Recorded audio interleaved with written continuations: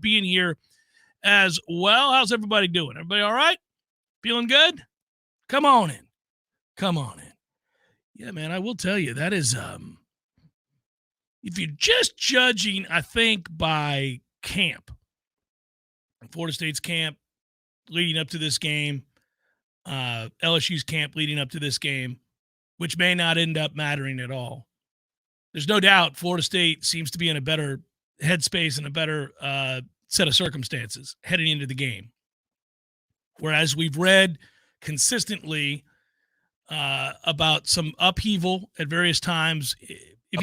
Upheaval is right. If you read the Bengal Tiger on 3's site there, or wherever it is you're checking in on LSU, I will say they do a good job there at the Bengal Tiger. You'll see that they've had probably too many discussions about fights and bad days at camp and frustrations and, injuries and guys getting sent home and things of that ilk. And I think there's always a temptation when you read that to get excited, maybe more excited than you were. But even if you were to temper your enthusiasm or kind of maybe not fall into the schadenfreude that comes with others' misfortune that you're about to play in a very short period of time in a big game to start a season. Let's just say you removed all that. There's no way to spin the loss of a defensive tackle like Mason Smith, who obviously Florida State benefited from having missed the game last year. He's a kid who was out there and we thought would be a big part of the game, and he hurt himself in the first quarter, basically jumping up in celebration for a tackle, and that was it. Tore his ACL and he was done. And now you find out that same player who we thought we'd have to deal with this year, this guy, an elite recruit, somebody who projected all along to be an NFL caliber defensive lineman, the kind of guy that LSU, quite frankly, over the years has done a good job of getting and bringing in and making a huge difference in their games in the biggest spots.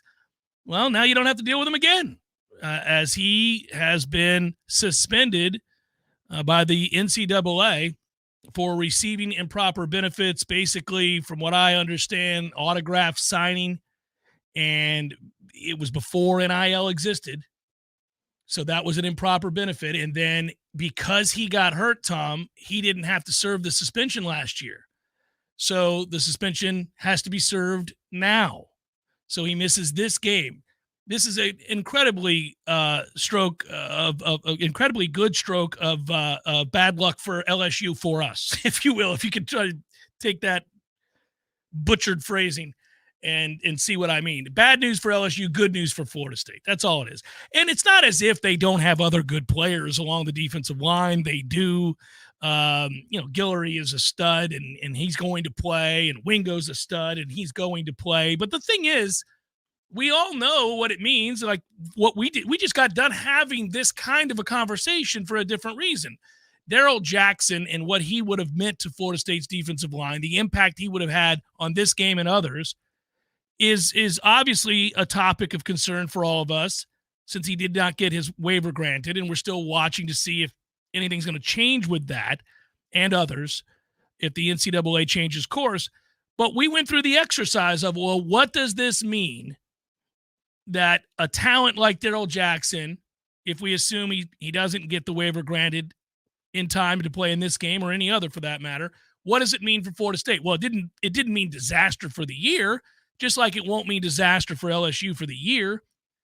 But it certainly sets you back, because now everybody has to do more. And you look on down the depth chart. If you go all the way down on the guys that were going to play limited snaps, they've got to play more snaps. The guys that you were going to ask less from, now you have to ask more from. And you also are thinner.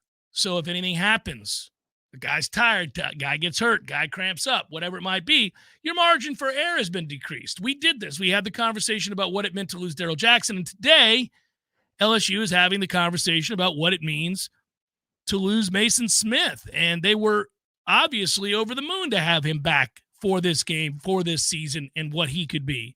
So I do think for Florida State that is huge news, but it carries a tradition now, or at least a consistent theme of the offseason for LSU, which is that it's been a sort of a disjointed, choppy, frustrating camp for them leading up to this game. I'm not telling you they're going to have a bad year. I'm not telling you Florida State blows LSU out. I am telling you that if you're looking at the two camps, you'd prefer to have the one that FSU has had as opposed to LSU. Yeah, even though it's not year one for Brian Kelly, and that had its own challenges, this feels kind of the same in that there's a lot of qualifiers before you kick off this game. They've installed their philosophies. He understands now what Jaden Daniels is all about as a quarterback. I don't think that was the case last year for that first game. They were still figuring out what they were going to be. Hell, it was a quarterback battle until that first game. So, yeah, they've got a lot of things to sort through, but it's still within their grasp to win the football game. Doesn't mean that Florida State is now going from, a coin flip, maybe elect them 60-40 to 80-20. I don't think it's quite there. LSU most certainly has something to say about it. It's just that in order for them to win this football game, they've got to climb over a lot of hurdles that they didn't foresee, in July. And I think that the way they see a path to victory is doable, but it's going to require a very high-scoring game. And so I think Florida State's going to score. If you look at the unsettled secondary at LSU and you look at Mike as an offensive play caller and in his career, you can trust Mike Norvell to score. I mean, for the most part, there's been a consistency within, the offense. When he's had talent, they've scored. They found a way. Hey, go back a couple of years. How did Florida State get to overtime against Notre Dame? Brian Kelly in Notre Dame in September of 21. You lose a football game to Notre Dame 41-38. Notre Dame was a top 10 team coming in on the season. Florida State had almost zero expectations. And if you're just looking at player for player, there's no excuse for Florida State to have pushed that game to overtime. And yet they did. So I would say that you can make an argument that Mike Norvell outcoached Brian Kelly 2 years ago. And we know Mike Norvell outcoached Brian Kelly last year. Just one more thing to think about going into this game, because I assure you, if Brian Kelly had the lesser team the last 2 years facing our coach and outcoached our coach, this fan base would be pointing that out. Not for nothing kind of pisses me off that their guy has had the lesser players and took us to overtime 2 years ago and beat us last year. That's what our fans would be saying if things were reversed. So it's fair in my mind to point out to our fans, by the way, our head coach has outcoached that guy 2 years in a row. If it happens 3 years in a row, we will blow them out. If it happens for a third straight year that he outcoaches Brian Kelly to the degree he did last season and the year prior, we will blow them out, period. Well, we often ask, and we just throw it out there because it's fun to speculate. College football invites it. Football invites it. Fandom invites it. Sports talk invites it. This conversation, the sporting conversation and debate that centers around, the passions people have for these games, these sports, these matchups, always invite sort of extremes, and then you kind of vet the middle. But one thing I would say is whenever we ask the question of extreme, it is, if somebody's going to blow somebody out in a game. Remember, we do it every week. Sometimes it's self-explanatory. If you're playing, Southern Miss and you ask the question, if somebody blows somebody out on Saturday between these two teams, who is it? Well, you don't have to ask that. Everybody knows that if somebody's going to blow somebody out on that particular matchup, it'll be Florida State blowing out Southern Miss. We didn't have to do that for Miami either last year. Hey, things happen. They play the games. But when you go through it and you say, okay, like, who's going to blow somebody out? This is a fun thing to say. If somebody's going to blow somebody out here, don't you think it's Florida State blowing out LSU? 100%. I mean, I think you would have to lean in that direction here. Now, I'm not saying they will blow out LSU. I'm just tossing up that, hey, hypothetical. If somebody's going to blow somebody out in this game, feels like it's going to be LSU blowing out LSU. And I don't think FSU is going to blow out LSU necessarily. However, I will say I wouldn't be surprised if they won comfortably. If you were to try to argue how LSU blows out Florida State. I can do that. I can find a way. Can you find a way without the turnover margin being 4? Yeah, it could be 2. It could be 2, and then you could have a special teams blunder. You could be bad in the red zone, and Jaden Daniels could just buy time and throw to electrifying receivers, and they make plays. I mean, they got weapons. They're a good team. They're a very good football team. It's not like they don't have horses. You get down a couple scores, kind of changes how predictable you are, and things happen. That's how landslides, avalanches happen. I mean, there many times when you watch two good teams play each other and it ends in a lopsided affair, you don't walk away from that game saying, well, that team is really 30 points better than that other team. But they were that Saturday because of circumstance. You fumbled the ball on your 10, you threw a pick 6, you went for it on 4th and inches from their 5 and didn't get it. Next thing you know, there's 3 possessions that went the wrong way and you lost by 21. That's a blowout.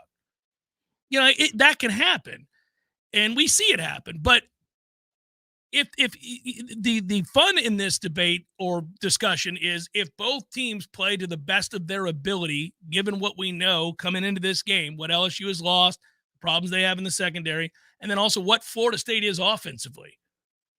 Florida State offensively against anybody is a problem. I don't know too many defensive coordinators around the country who wouldn't sit upright when preparing for Florida State's offense. They're going to be thinking, I don't care who you are, Alabama, Georgia, you're going to, all right, wait, these guys present some problems, guys. I mean, let's say you shut everything down and you get to the quarterback. Well, if you don't get him on the ground, he's running for 20. We got an issue here, man. And they'll throw on the tape and show time and again where a play was completely blown up and that guy, the Heisman candidate that is Jordan Travis, either scored or ran for 28. And then you're going, damn it, man. Now, Jaden Daniels did that to a ton of people last year. His scrambling metrics were insane. All the advanced metrics you look at to describe what quarterbacks are on the move, he was one of the very best, if not the best in college football last year. He's an issue. He is. So we know that. But if both these teams play their best within their schemes, I feel very good about Florida State's chances of winning this football game. I think the wrong team's favored. I'm picking Florida State to win the game. I'm saying that now. I've said it, kind of intimated as much for the last couple of weeks. I feel better about it all the time. I think they got through camp pretty clean. They're healthy where they need to be healthy. Now, I'm going to be watching, and I will say this, I'll be watching very closely on game day for both teams, and that sounds like it's an obvious statement. Of course, we all are going to be watching very closely, but I'm talking about warm-ups, and I'm talking about before they kick it off. Both teams, if you read their camp reports, just like if you read ours, have kind of said similar things about certain guys where they'll say, yeah, don't read into that. He's a veteran player. They're going to take some time off. They've played a lot of football. It's going to be okay. Whenever any coach or any team goes through that process and a player that is of significance, that is to say they're a starter or they're heavily dependent upon for what it is you want to do and maximizing each segment group. If that happens with anybody, your alarm bells go off a little bit. Your antenna are up. You're going to watch. Okay, fair enough. That makes sense. I've talked about putting certain guys in bubble wrap. I mean, the media would get tired of my ass because I'd be constantly telling you, yep, well, DeVerse didn't practice today. Well, Jeff, that's 10 days in a row, coach, that he hasn't. Nope, didn't practice. We're fine with it. And people would be concerned. And I get it. That's just a natural reaction. Like, they would get mad at me because I'd be like, I know he can play football. We're going to be all right. Don't ask about it anymore. Next. That's what that would be. But at the same time, I would expect that there'd be an afternoon host like this guy going, all right, fair. I'll follow the rules. Come warm-ups that Sunday night, I'm watching closely to see who's available. I think you're going to be happy with who's available. I don't disagree. On this sideline. I don't disagree. But I get why everybody's kind of, all right. I need to see now. Need to see you suited up, ready to roll. And it'll be fascinating. Everybody's on edge first game, especially one that has the level of talent that these two teams do. We're talking about a top 10 matchup.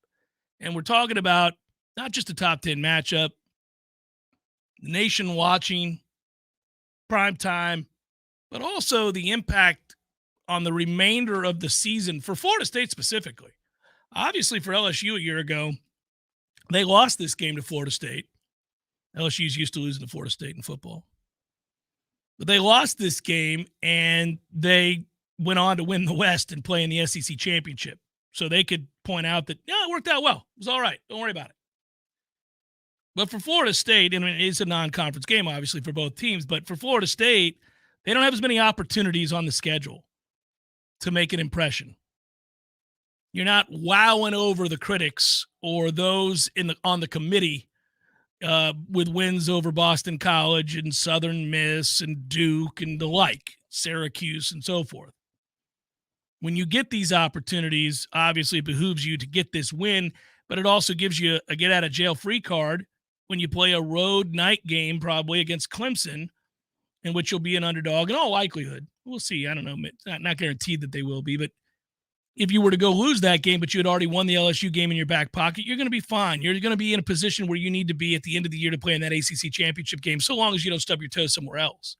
It gives you that get-out-of-jail-free card we've been talking about, and you'd like to play loose. You lose this game, you're probably going to find it very difficult to play loose on the road against Clemson, knowing that you may not get another opportunity with a second loss in the first 4 weeks of the season. So there's a lot at stake here. Everybody's a little on edge in a good way, though. You have climbed back to the place where you're playing games that make you nervous, that matter. The repercussions are severe. I will say, personally speaking, I don't know if you are drawing this conclusion. You like a press conference as much as the next guy. Sure. Mike Norvell and his staff are exuding confidence since the spring game, I feel like, the showcase post-game interview, where Mike really gave a sense that they checked the boxes this spring. They did what was necessary. You continue it through the ACC kickoff and into practice, even after scrimmage number 2 on Sunday, where he's talking about no major injuries, and he really liked everything about all 3 phases of what they did in the scrimmage. He's exuding more quiet, subtle confidence about what he sees than he has at any point in his tenure at Florida State. I'm seeing that. I don't think it's because of what I see separate. I don't think there's a bias in there. He just sounds more self-assured. I think he knows he's got the tools to work with this time. I don't know if you feel that way, but that's what I see. Mike calls the plays on game day, and if I were calling plays on game day and I had Jordan Travis, Jaheim Bell, Marquiston Douglas, Trey Benson, Keon Coleman, Johnny Wilson, Destin Hill, an offensive backfield that has versatility, I'd feel really excited about playing football. I couldn't wait to get out there. A deep and talented offensive line, the best that now I'm Mike Norvell in this scenario, and this is the best offensive line I've been able to field since we've been here. And it happens to be protecting a Heisman candidate at quarterback who's played a ton of college football and been through a lot, who won this game a year ago. And I got Trey Benson, who's 220-plus pounds that running light speed in practice when we watch him. And then I've got those receivers and those tight ends. Buddy, it would be hard for me to calm me down. I would be so pumped to go play football. I mean, you're not bringing a knife to a gunfight here. You're equally equipped. You're in good shape. You like your chances in this situation. You really do. Now, as a head coach, you have to think about the totality, and that LSU can score. They have a dynamic quarterback. They have dynamic weapons at wide receiver. That they've got a good offensive line. Their running backs are not as good as Florida State's running backs. But I like their offense. I think they're going to have a good year. I mean, they have that guy. So you are always worried about the other things that you're not necessarily in control of. But in that hypothetical, buddy, I'm telling you right now, every night I'd be sitting at the dinner table thinking of other ways that I could exploit. He's gonna mess with people this year. They just have too much diversity. The assets they have on offense, there's a it's bountiful. It's silly, and it's fun to think about. I'm glad you made me think about it going to break. Jeff Cameron Show 93.3 Real Talk Radio, Warchant TV. This wasn't how Patrick pictured himself in retirement. Hey, guys, our next partner is AG1, the daily foundational nutritional supplement that supports whole body health. I drink it quite literally every single day. I began using AG1 because I'll be honest with you, I don't like to take a bunch of pills and vitamins, and I just wanted something that tastes great, was quick, and easy to remember. So I do it. I do it every morning when I wake up. I certainly have it right after my coffee and before I work out. And I will tell you this, too. It is a simple, effective investment for your health. You can try AG1 and get 5 free AG1 travel packs and a free 1-year supply of vitamin D with your first purchase. Go to drinkag1.com/JCS. Again, that's all you got to do is go to drinkag1.com/JCS. That's drinkag1.com/JCS. Check it out. It's delicious. It's quick. It's easy. It's proven. Vitamins, probiotics, whole food source nutrients. Start your day with it. You'll feel better. I promise. Directly to your doorstep. Just visit Smitty'sTapHouse.com. Click the Order Online button and choose Pickup or Delivery. Enjoy Smitty's famous handmade pretzel with beer cheese, juicy pub burger, or even the amazing schnitzel sandwich, delivered fresh right to your doorstep. Support local and order online today for takeout or delivery at Smitty'sTapHouse.com, where everybody knows his name. Someone who thought texting was a better idea than stopping for a traffic light slams into your rear bumper. Now your back is injured and you've got to be at work and rehab, all without a car. I'm Dana Brooks of Basic Brooks Law Offices, and we hear stories like this every day. You shouldn't pay for someone else's mistake. Call us at 850-777-7777, and we'll make sure you come back stronger. Hello, Leon County. Let's get ready to win with Ken. I'm Ken Preston. I want to be your next Leon County property appraiser. I'm driven, committed, experienced, and a dedicated community servant. I'm ready to put my experience as a former property appraiser to work to help make a difference for the people of Leon County. Let's go to work. Vote for me. Ken Preston for Leon County Property Appraiser 2024. Win with Ken. Hey, political advertisement by Ken Preston for Leon County Property Appraiser. A cup of Joe, Java, brew, go-go beans, brain water, liquid lightning, wakey juice, whatever you call your cup of coffee, you're missing out if it's not Grassroots Coffee. At grassrootscoffee.com, you'll find an easy way to order the best roasted coffee beans available. It's very simple. Choose the blend you want and how you want it ground, and the bag you receive will have the date your beans were roasted and packaged on it, all written by hand and signed by the roast master himself. You'll know that's as fresh as it gets. You can get Grassroots outside of your house also at some of your favorite restaurants in town. Next time you're out to eat, try asking for Grassroots Coffee by name, because there's a good chance they will have it for you. And if you own a business, Grassroots Coffee has options to stock your break rooms with all the productivity powder your team needs. Plus, like some other options that you'll find at work, Grassroots Coffee actually is a part of our community. Hit grassrootscoffee.com today and get yourself a treat. Some locally owned, locally roasted, and locally loved Grassroots Coffee. We all want more energy, more strength, more results. Well, welcome to Orange Theory Fitness as you take a step towards feeling more alive today. Backed by science, Orange Theory's heart rate monitored workout is scientifically designed to keep heart rates in a target zone, spiking metabolism and increasing energy. Orange Theory Fitness is a one-of-a-kind group personal training workout resulting in more energy, visible toning, and extra calorie burn for up to 36 hours. Experience a more vibrant life today with Orange Theory Fitness. To find out more, go to orangetheoryfitness.com. Welcome back to the Jeff Cameron Show, sponsored by Legendary Home Loans, a mortgage experience designed around speed, simplicity, and customer service. Before you buy your next home, contact our friend Shannon Young with Legendary Home Loans. Visit FSUHomeLoans.com. FSUHomeLoans.com.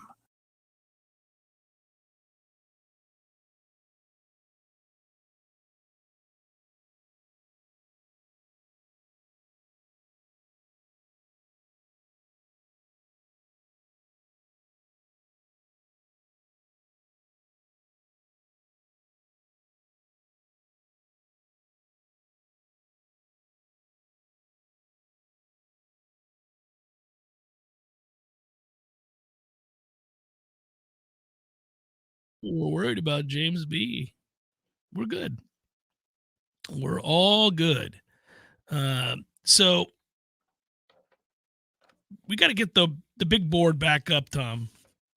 The whiteboard that we used to have, or buy a new one or something. I miss looking at it in football season with Mel Kiper's giant head on it.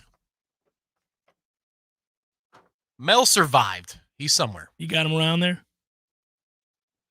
So I want, that was we got to get that so that you and I can have the big board bet of the week. Like will you give me Hawaii plus 17 against Vandy? No.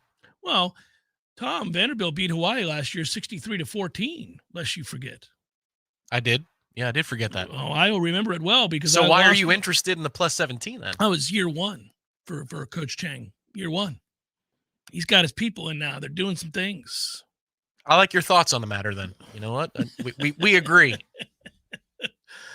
Well, you haven't flipped the switch, man. It's time to get it on. You got to start looking into the people. FSU money line plus 120 is all I can see. Mm-hmm. But we'll see how it plays out. Again, you just want every practice report possible. We practices are good. Everything's going well. We're all right. I'm not worried. I'm talking about them. Yeah. Things are getting even better for Florida State. You'll read the practice observations today on warchant.com. Things are getting better with some of the names you might see in the practice observations. Yeah. That's where we thought it was trending towards, and that is a good thing. That is a really good thing. Hey, so this story cropped up yesterday, and you gotta continue to monitor these things. It caused me to roll my eyes yet again. Feels like much ado about nothing as it pertains to Florida State and where they want to end up. But the Atlantic Coast Conference making progress towards an expansion that could grab Stanford and California from the Pac-12. Several articles pointing that out, quote, with direct knowledge of the ACC's potential move, telling the AP yesterday. And there were internal discussions within the ACC that were not going to be made public. Those sources seem to tell whatever AP reporters were reporting on this story as often as they could that it was gaining momentum. Of course, 2 weeks ago, the ACC got so far as to gather its entire board of university leaders twice in 3 days to consider adding Stanford, Cal, and possibly SMU. It's funny for SMU, Tom, because SMU has got a ton of money. Now, they've been wandering in the wilderness of college football ever since they were banished there for buying cars and players and given the death penalty. At least they bought a good player in Eric Dickerson. He was a very good player. You're going to take a shot? Yeah, got to take a shot. Take the shot. Yeah, several players, but he was a very good player. A Hall of Fame running back, in fact. But now they can't get into a school. They want to be in the Big 12, but they can't get into the Big 12 because the people in the Big 12, the schools like TCU and previously Texas, have told SMU, no, you're one more mouth to feed that we don't need. We're not inviting you. Suck it. And that has frustrated them to no end because they've got money. For it's money they have. They want the piece that comes with being in a conference. It's about access. Sometimes you pay for access. That's right. So that's where they are. They never took an official vote, knowing they would not have the necessary 12 of 15 votes for expansion to be approved. New revenue generated by adding members to the conference would be distributed has been a sticking point for several schools. One of them named Florida State. North Carolina, who matters to the Triangle, also seemed to raise objections to the previous discussions about the distribution of money. So it wasn't just ungrateful Florida State. It was the king of the ACC and the idolatry that is seen from those in the Triangle towards North Carolina saying, no, we don't like it either.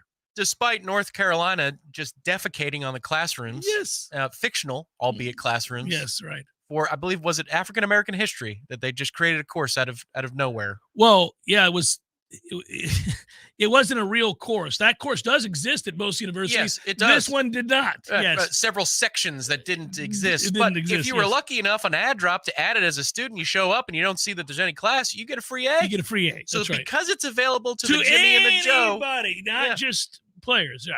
But please, by all means, let's worship the ground that they walk on. Clemson also objected at that time, so the issues remained. Now, apparently, Jim Phillips has continued to work on a revenue distribution model that, again, would direct a large portion of money that ESPN would pay the conference to cover 3 new members to a pool that pays out performance-based bonuses. That person said the league was trying to arrange a meeting of its athletic directors for today.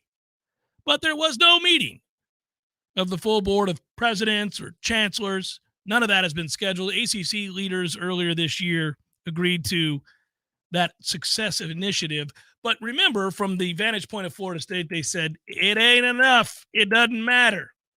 But it'll make us an extra $6 million, and we're getting stomped by 30 to 40 per? No thanks. Schools joining a new conference, in this case, say Stanford or SMU, would be receiving a severely reduced share of the revenue. So rightfully, we would bend them over and say that money's going to Florida State, North Carolina, Clemson, and others so that they don't leave. That's what the Big Ten is doing for some of the teams that they're adding too. Sort of a, sure, you're desperate. Here's, we're going to give you $5. Or you're going to give us a lot of money. So we'll see. I just roll my eyes. It's not going to make a difference. Long-term for Florida State, I don't think it's going to make a difference. But that story was allegedly a big deal last night. I only look at it through the prism of Florida State. Right. And that prism says, get the hell out of here yesterday. And that's not going to change. They could add more schools. Yeah, let's go get USF while we're at it. No, we're gone. Goodbye. Not unless all of them decided to give all of their share to Florida State. Forever.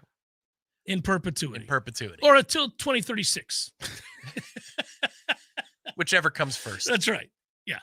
Give all of the money to Florida State so that Florida State averages roughly $40 million per year, the way that the SEC and the Big Ten do. Maybe we'd be open to the idea of adding anybody you want, as long as all of it is coming to us. I'm sorry. It had to be more than that, because I think the SEC and the big schools are going to be making more as time goes on. So we're going to need to see $80 million more per year, more than we're seeing right now. Can you do that? Because if you can, I've got an answer for you, and you're going to like it. Did you get an opportunity to talk to Chris Fowler yesterday? Did you guys have lunch? We spoke of tennis and international soccer, and it was delightful. I just figured you'd have an opportunity to maybe pull him aside, have a delightful conversation with Chris Fowler about FSU football. I told him, my friend, I've got fantastic developments for you. It's a new era of Florida State football, and nobody hates you anymore. I know that mattered to you so much that you wanted to pull people aside during a broadcast to let them know 2014. that you were not biased against Florida State. That ESPN does not hate Florida State. I can't stress that enough. Guys, we're not rolling cameras right now, but I want you to know and feel that. And I said that message resonated. It's taken some time, but your approval rating is now at an all-time high in Tallahassee. So congratulations. I've talked to Chris a couple times, though. He's a nice guy. I know he doesn't always come across that way. He is. I think he's fairly level-headed. But yeah, that was a sensitive time. I remember that. Everybody was very sensitive. Very, very sensitive. Herbie still is. Every once in a while, he'll show it on Twitter. He'll have to call out the little guys. I don't get that. You are so far beyond Twitter or X. Yeah, you probably need not be on it. You don't have to be on it. Yeah. You're on Cheez-It boxes. I think you've passed it. We should talk Brock Glenn. We'll do it next. Jeff Cameron Show, 93.3 Real Talk Radio, Warchant TV. Your local news now. Amazon is now operating its newly built fulfillment center in Tallahassee. An Amazon spokesperson said the company is continuing to hire more employees and that the pay starts at $16 an hour. Employees also get access to Amazon's Career Choice program, which gives them prepaid tuition at Tallahassee Community College. At last check, there aren't any jobs listed on Amazon's website for the Tallahassee location, but the company will be updating the website as they open new positions. Superintendent Rocky Hanna said he plans to make changes at Gene Cox Stadium after Friday night's football game was shut down at halftime. There were reports of shots fired at the Leon versus Rickards football game. The person was rumored to be in possession of a gun, leading to people running out of the stadium. Deputies did not hear any shots fired, but a joint decision was made to stop the game for safety. Hanna met with other officials Monday afternoon to discuss possible changes and how they could prevent this incident from happening again. This is Rachel Anay with Real Talk 93.3 Local News Update, brought to you by Macklemore Systems, Tallahassee's go-to Mac store. Check them out online at MacklemoreSystems.com. This is meteorologist Paul Trombley with your Real Talk 93.3 weather update. High of 96 this afternoon. Under partly cloudy skies, east winds 8 to 15 miles per hour. Mainly clear skies tonight. Lows dip down to about 75. Daytime highs approaching 100 tomorrow. Bright sunshine. Temperatures a bit above average Saturday and Sunday with highs near 100. Thunderstorms possible both days. This report is brought to you by the Lawn Johns. For all your landscaping and lawn care needs, visit thelawnjohns.com. Right now, 87. Now go call Seminole Glass. They'll get on the road and get it done fast. They handle any kind of broken glass, and you know who they are. You do know who we are. Your local family-owned glass company, proudly serving the Big Bend for over 16 years. When you have auto glass damage, don't be steered by your insurance company. Let us help you with that. Better call Seminole.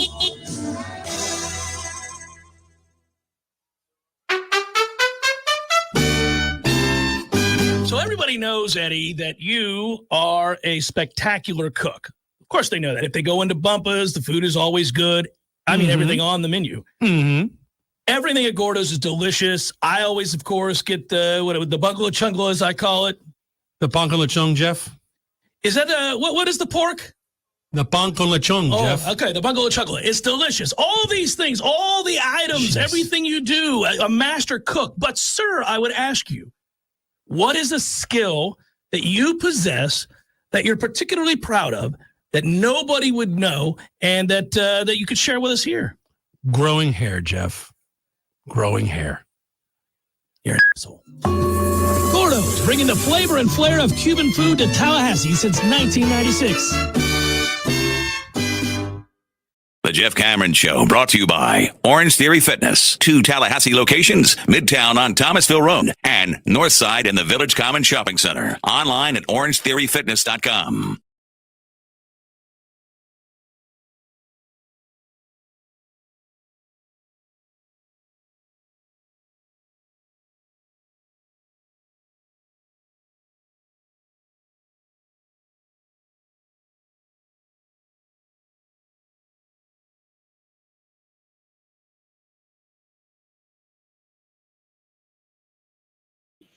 Your contributions to the program. I'll read that in a moment. And I just wanted to acknowledge it. But secondly, I do need to get this out there. We have not pounded the message home necessarily. It's a little bit different set of circumstances these days and the way that our time is accounted for. But tomorrow from 4 to 6 p.m., if you are in town, we'd love to see you. Come out to the Corner Pocket Bar and Grill. That is 2475 Appalachia Parkway. A little happy hour on a Libations Friday, right? It's a good time, and it's a start to a new season, and it's our chance to once again say thank you.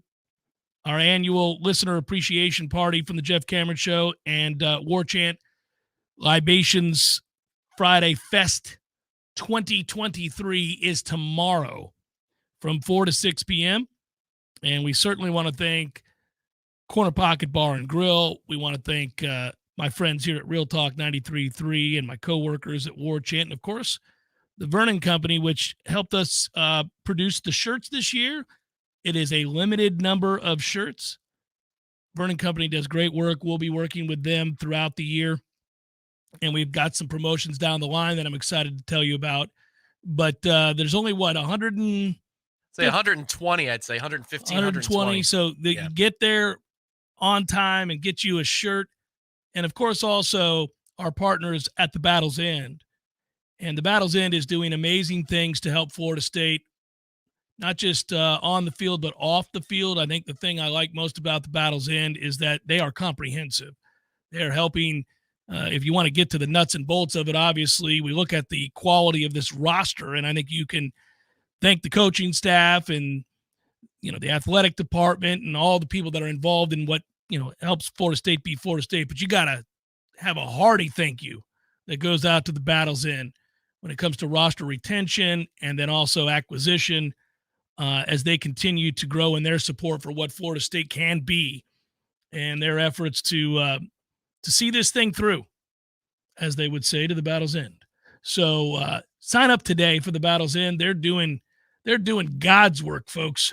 if there's a good wide receiver out there looking for a home to play football, the Battle's Inn's sure that they can try to help out in that situation for Florida State. The free domestic draft beer, as always, for 21 and up. Brought to you by the Battle's Inn, and that's correct. another reason I referenced it as God's work. The Battle's Inn is providing domestic draft for free. That's correct. From 4 to 6. From 4 to 6. So that's your window. Don't, little 3:30 action. Not quite. That one's on you.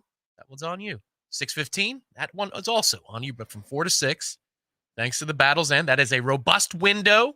And I have one other request for the people out there.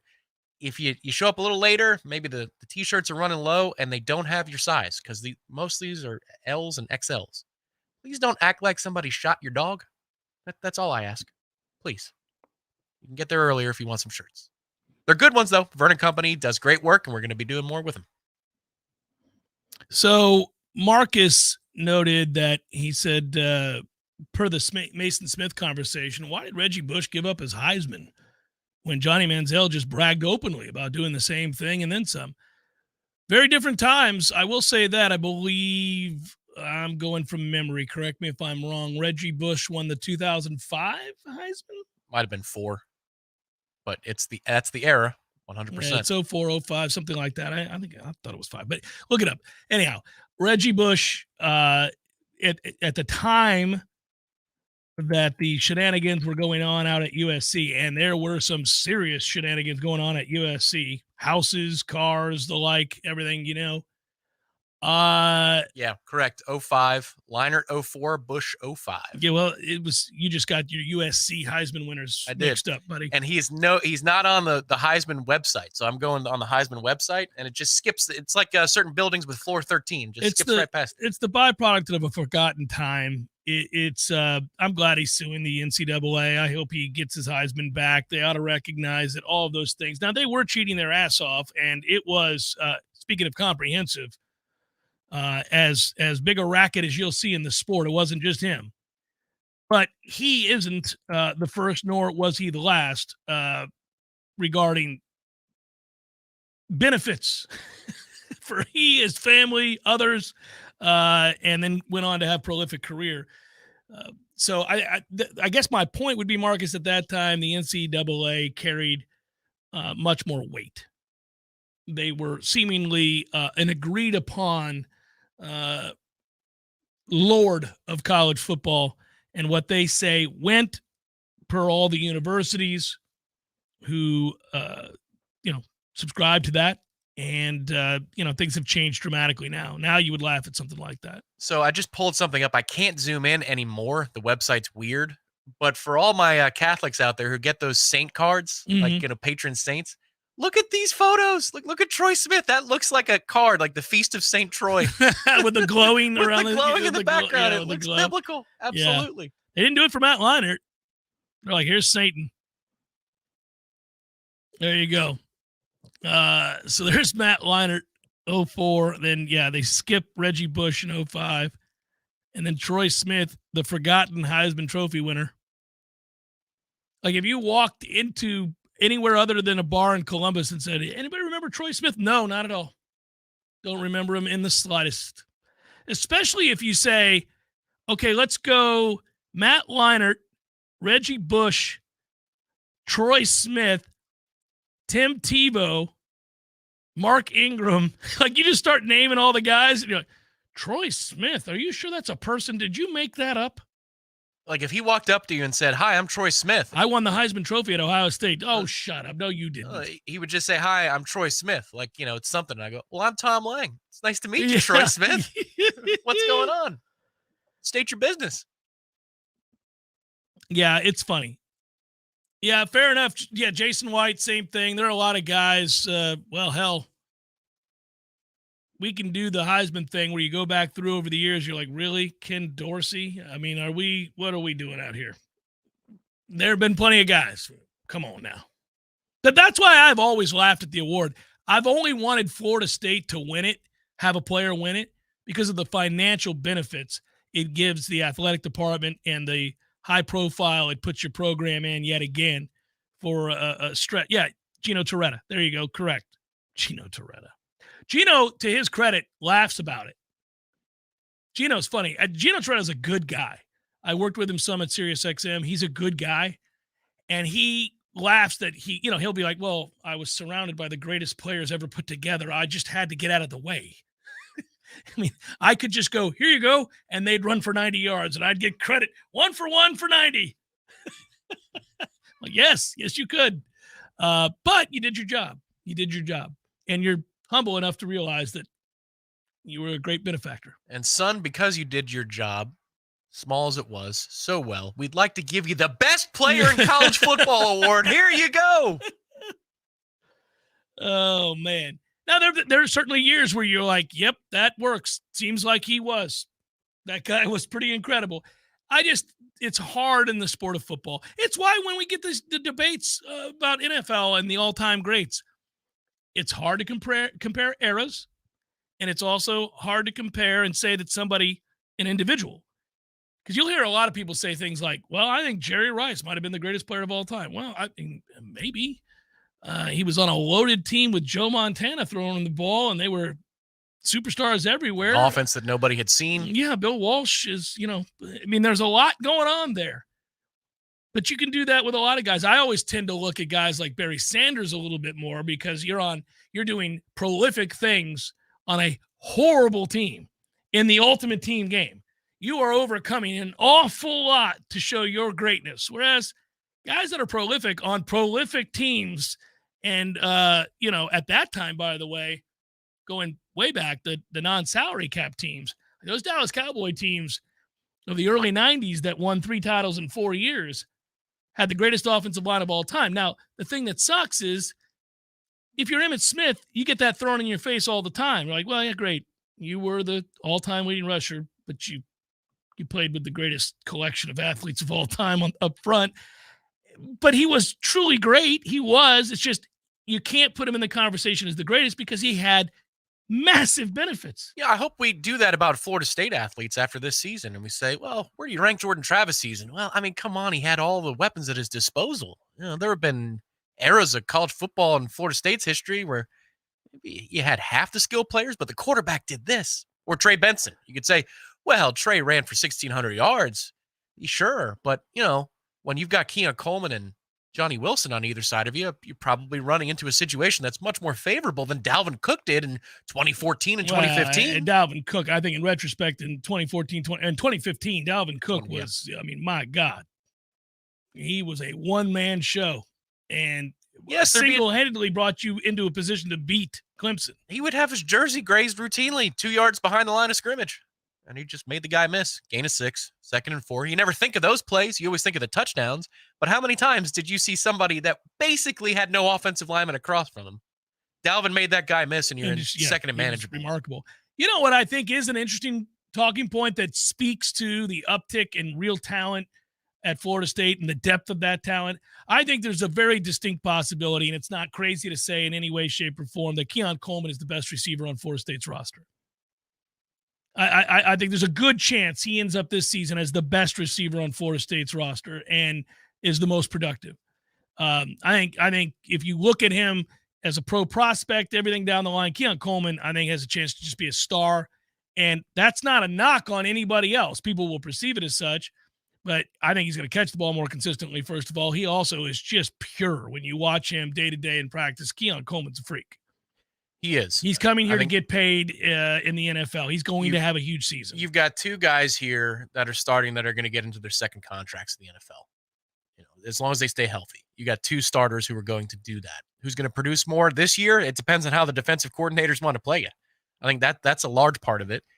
Johnny has the size to handle extra eyeballs and extra sets of bodies at him.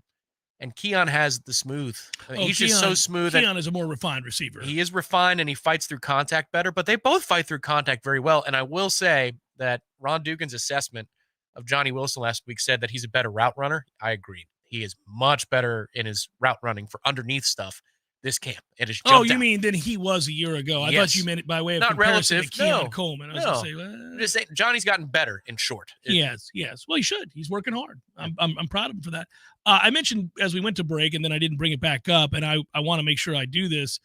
And you can go over to Warchant and Brock Glenn, you'll see his video, and Corey wrote an article about Brock Glenn yesterday. And Tom and I think it's abundantly clear if you listen to this show, we are really high on Brock Glenn. And I think Brock Glenn is your 2024 starter. I think Brock Glenn will start over in Ireland. So I'll just say that whatever today's date is, the 24th. Yeah, I think Brock Glenn is going to be the guy. I really like him a lot. And I think his growth in such a short period of time suggests that sky's the limit for that kid. I'm not telling you he's Charlie Ward. I'm not telling you he's Jameis Winston. I'm not saying he's a superhero Heisman winner to be first-round draft pick. I'm telling you he's going to be a really good college quarterback, I do believe. I just don't see at this point how he wouldn't be. Agreed. He catches on to things too quickly. But he's not the 2 this year. Not yet. No, he's not. And you wouldn't want to put him in that position. You're in an enviable spot where you don't have to make him that this year. But I think he'll get there pretty quickly. Hour number 2 forthcoming. Stay with me.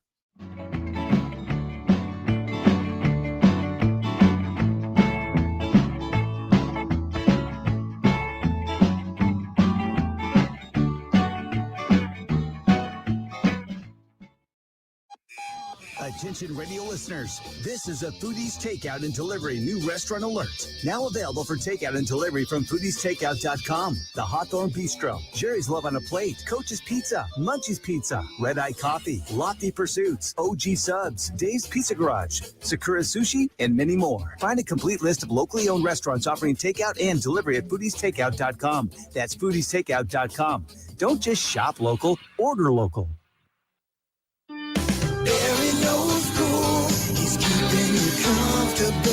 This is Kyle, Service Manager from Barano Heating and Air. Schedule an appointment from your mobile device to learn about our Total Comfort Service Program. With guaranteed same-day service, 15% off necessary repairs, and $25 berry books to use towards air filters and other products. Turn to the experts at Carrier and Barano Heating and Air. Any day, anytime, anywhere. Online at baranoac.com. Florida license CAC 1816-186.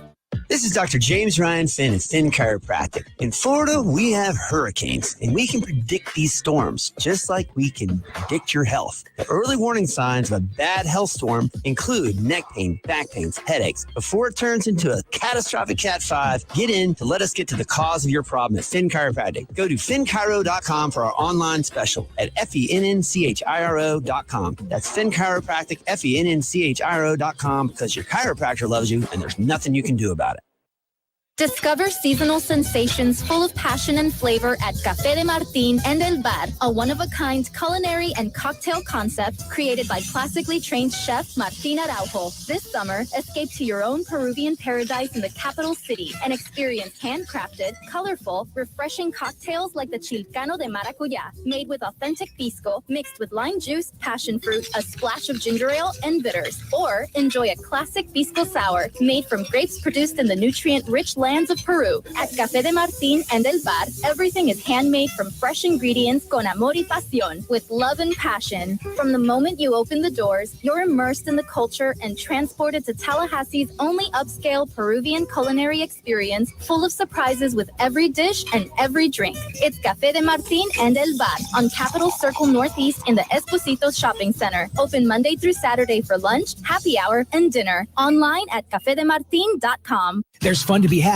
every night at the Corner Pocket. Take home prizes on Trivia Tuesdays and Beer Bingo Thursdays. And kickstart your weekend with Martini Fridays. Plus happy hour runs every weekday and game day specials every time the Noles take the field. Watch all the best games at the Corner Pocket's Vegas Wall, featuring 560 inches of flat screen TV heaven. Oh, really? The best food, the best drinks, and the best place to watch all the games. Tallahassee loves the Corner Pocket. Coming up next, more of the Jeff Cameron Show. Live and local on Real Talk 93.3. WVFT, Gretna, Tallahassee.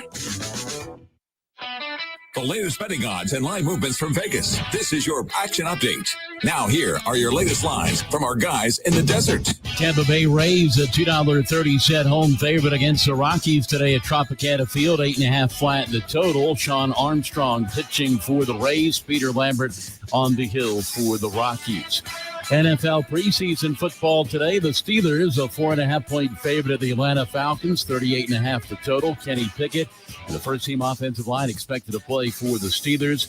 Colts, a 4.5-point favorite of the Philadelphia Eagles. Coming up on Saturday at TIAA Bank Field, Jaguars laying 7 against the Dolphins. The total 41. Tampa Bay Buccaneers, a 1.5 favorite at home against Baltimore. Get your free VSiN subscription right now at VSIN.com.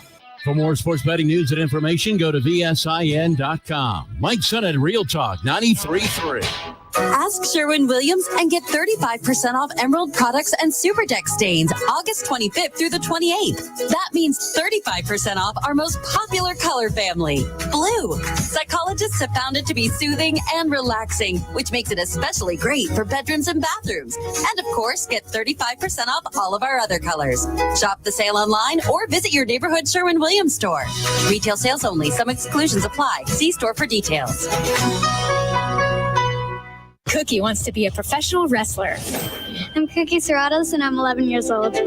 She also wants to win all the medals. That's why Cookie and her family make every day count, squeezing out her best with Go-Go Squeeze. Okay, Cookie, let's break for a Go-Go Squeeze. Go-Go Squeeze fruit-on-the-go pouches are a nutritious snack made from 100% fruit with no sugar added. Call Cookie! Because when you nurture your kids, you squeeze out the best in them. Squeeze out the best with Go-Go Squeeze.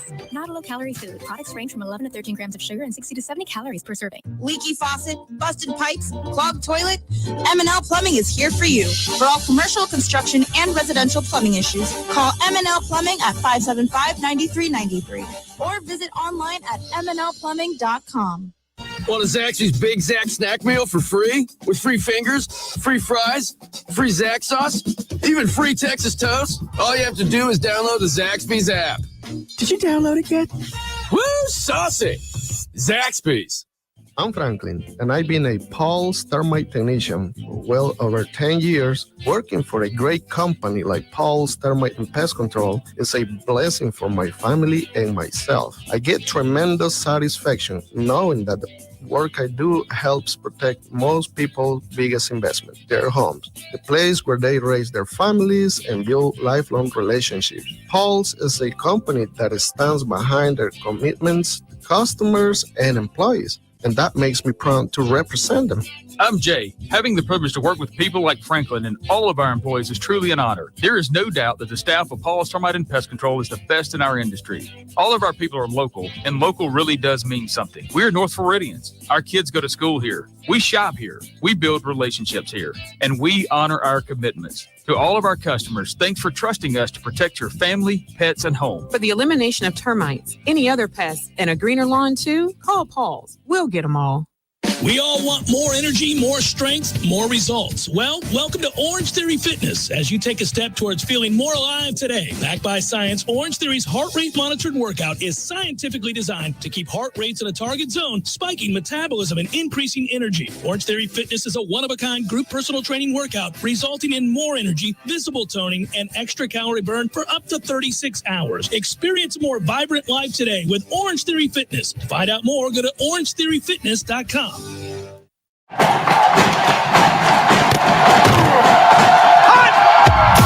Broadcasting live from Florida's capital city, this is the Jeff Cameron Show, brought to you by Orange Theory Fitness on Real Talk 93.3. Now, stop what you're doing and listen closely. It's time for the Jeff Cameron Show in 5, 4, 3, 2, 1.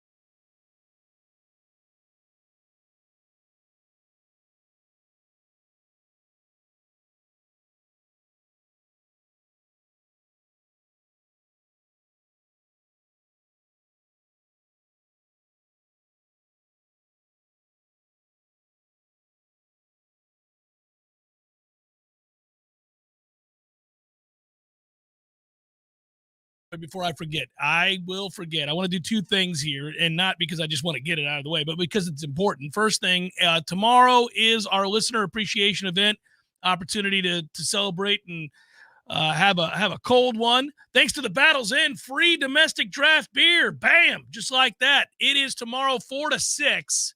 Corner Pocket Bar and Grill, 2475 Appalachian Parkway. Shirts are limited, 100+ shirts. They'll go quick. Get your ass there on time. 4 to 6 is the party.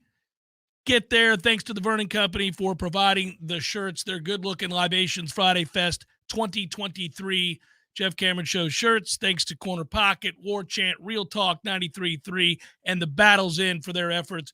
Every year, this is fun. We get an opportunity to say hello to you, and yay football. Also, shirts don't get doled out until 4. So there's a line typically in the year over the years, but they don't get doled out till 4. So that's why you show up early to get in the queue. Yeah. You get there at 1, you can't say, hey, man, I want my shirt. Yeah, no, dude, 4 o'clock. But here's the thing. Get shirt.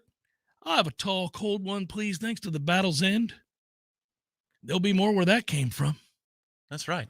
Now, if you want to tip the bar, that's wonderful as well. Of course. Thank you. Of course, you absolutely we will big time do the right. Can, yeah, well, you got to do the the right thing. You got to do the right thing. And then the other thing I wanted to say as we start the hours as always is thanks, Zaxby's. It's fun to collaborate with you. It's fun to eat your food. I like eating Zaxby's. It's delicious.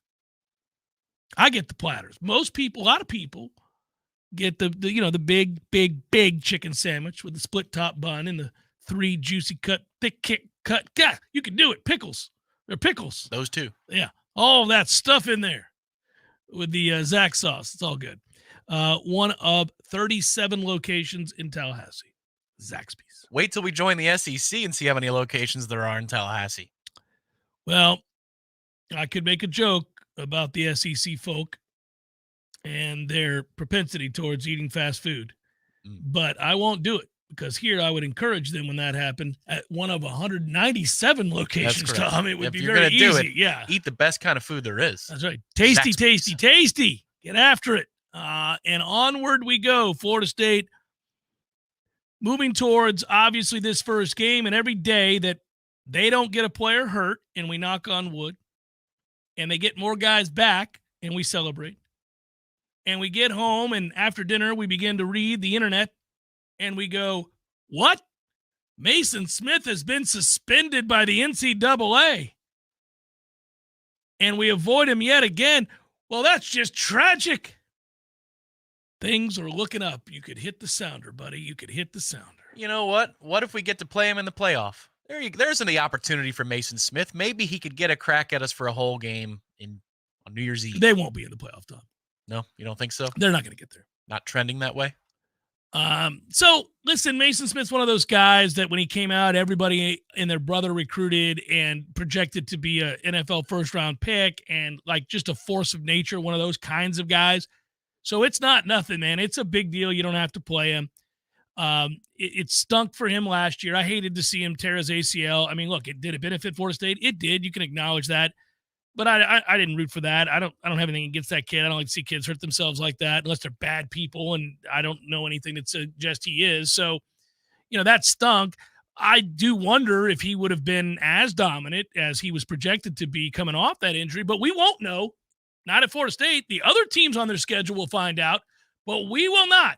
And let's not pretend that isn't great news for Florida State. It is great news. I hate it for the kid. Sucks for him. It's awful. The NCAA does weird things.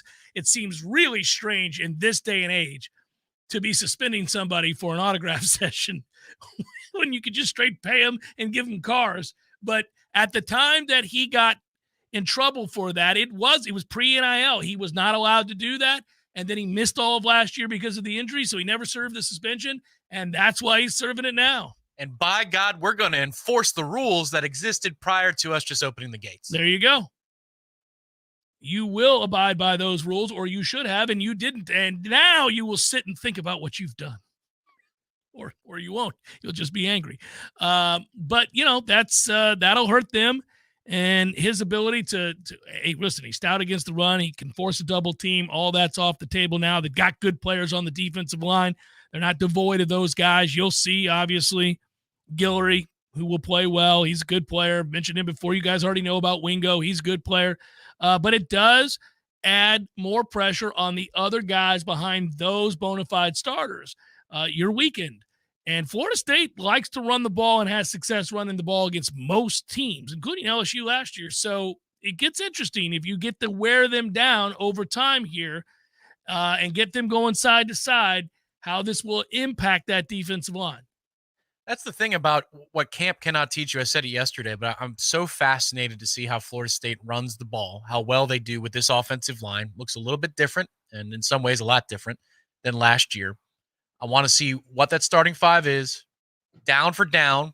I know that they can throw the ball over the top against the secondary. They're going to have some success doing that. Yes, they are. But I would think that Mike Norvell wants to explore if he has to, and what all can he get away with. Because if you can prove early on that Trey Benson is going to be the battering ram that we never got to see last year, because Trey had asserted himself as the starting running back at that point. If you get to see that, then the deep passing game becomes even more lethal because they have to get downhill and attack any play walk action. a safety up, everything else. Yeah. Yes. Anytime you do a run action, they have to attack it, which means that a vulnerable secondary gets that much more vulnerable. If they can do that, then, man, this is perhaps 40-burger territory. But we'll see. You know, it's interesting. We've spoken often of the talent Florida State has now on offense and why we think they will be consistently very, very good and productive. You allow for the fact that football is a weird game, and sometimes the best offenses, even in the NFL, have bad days. I get all that. It's not going to be perfect every week.